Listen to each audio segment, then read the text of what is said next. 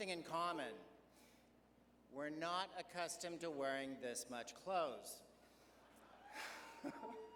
Thank you, everybody, and it's great to be here tonight. I have the honor of introducing you to a tremendous athlete, fresh from last month's Olympics in Rio, who has been making significant splashes in and outside of the pool. Amini Fonua is a two-time Olympic swimmer who was the flag bearer at the 2012 London Olympics. Now I have to be honest, I didn't know a whole lot about Tonga, but I know that when it comes to selecting a flag bearer, they know what they're doing, right? I mean, last year, Amini made history by becoming the first Tongan to win 3 gold medals at the 2015 Pacific Games, setting 2 Games records in the process. But we're not honoring Amini just for being a champion breaststroker, because he's so much more than that.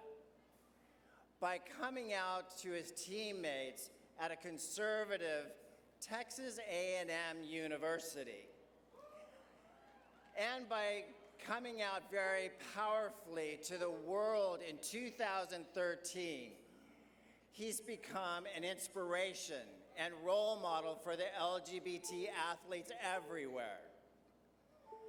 But what makes Amini's story so special, aside from the fact that he was one of only 11 openly gay male athletes at last year's Olympic Games, well, here's something else I learned about Tonga.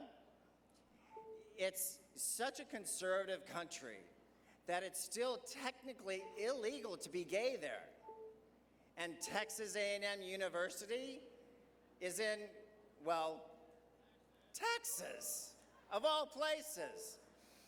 So you can see the kind of courage Amini has had being out in what frankly could have been dangerous circumstances. Amini's courage was also displayed at last month's Olympic Games.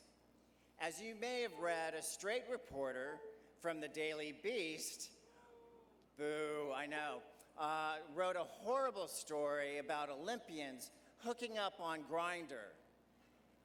It shared personal details about athletes that effectively outed and endangered those from conservative countries.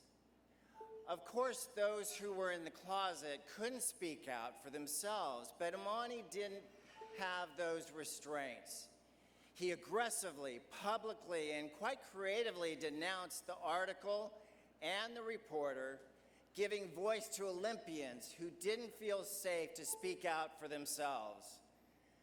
Among the beneficiaries of Amini's activism is the organization that's celebrating the 47th anniversary tonight. Amini was a celebrity spokesperson for the center's Beach Volleyball Classic a few years ago, helping to raise tens of thousands of dollars for the center's services while competing in the open water swim and volleyball tournament. Like all swimmers at the event, Amini received a bathing suit that was branded with the center's name on the back. But unlike others, Amini rarely took his off. In fact, before the games, Amini told the media, "I have worn that suit every single practice leading up to Rio because there's not a lot of diversity in swimming. It's a gentle reminder to everyone and myself I'm different, and to take pride in that difference." Ladies and gentlemen, it's with great honor that I present Los Angeles LGBT Center Ranch Raiders Distinguished Achievement Award to this remarkable man. please join me in welcoming to the stage Olympian LGBT hero, Amini Fonua.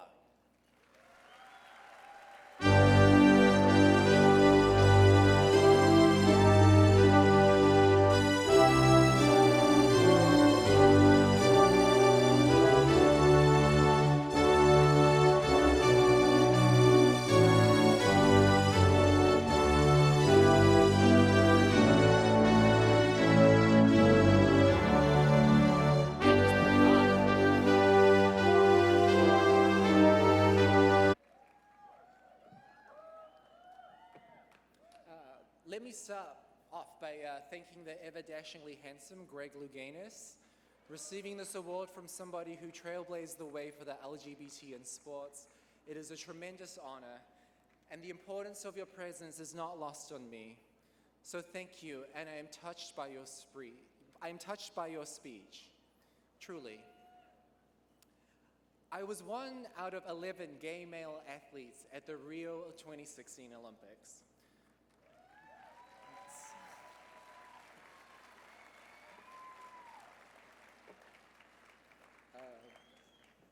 Do you want to know how many athletes were on Grindr? More than 11. But I love technology and I love Grindr. I know people on the app make me feel awful about myself sometimes, and there are plenty of opportunities to get hurt. But to me, that's the name of the game in pursuit of dick and tail. Sometimes it gets ugly. Who here has ever felt personally victimized by somebody else on Grindr?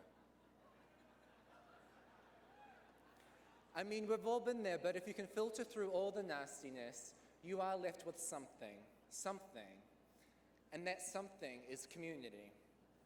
Community is important because it allows us to feel less alone. When I sat in the Olympic Village and chatted with my new friends on my phone screen, some of them met and hung out with, others stayed strictly on the app as chat buddies. Regardless, it was discreet. We do what is expected by most gays when we get together. We talk mad shit about everything and gossip about everyone. All discreetly, of course.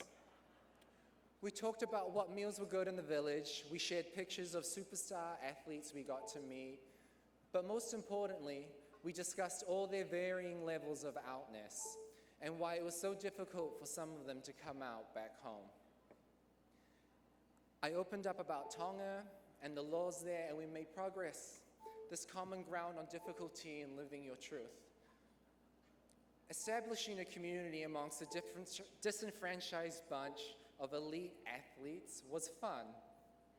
When the Daily Beast moment happened, I was in the back of the back seat, driving back from Post 8 at Ipanema. Has anyone been to Ipanema? Shout out to Post 8, it's fun. I had just finished a media interview discussing how proud I was to be an out gay man in the Olympic Village, one of 11. I logged on to Grindr to find my friends, you know, the ones I got to share this entire experience with, and almost all of them were gone. I had just lost most of my community. We no longer had a safe space. I felt lonely almost instantly. I debated whether about saying anything. I was unsure if it was really my place.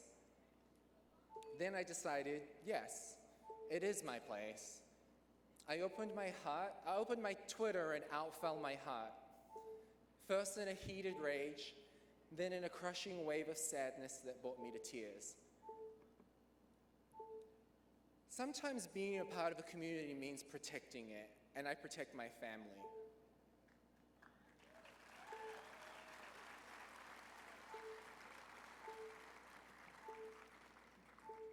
The Grindr scene on the Village was never really the same, and that's a sad fact of outing against your own will essentially does. It robs us of an experience and drives people further into the closet. Community is something we take for granted when we no longer have it. So you have to cherish and be grateful for communities where they function successfully already. So now is the time to celebrate all the successes of the LA LGBT Resource Center. In 2015, over 22,000 Beds provided to homeless youth. That's an average of 60 homeless youth per night. Over 3,000 aged over 50 benefiting from senior services program. Over 2,000 medical visits to the transgender program. 100% of people who participated in the GED preparation program passed. That's amazing. And finally, and most astoundingly, more than 95,000 teachers, administrators, and other school staff enrolled in the Out for Safe Schools program.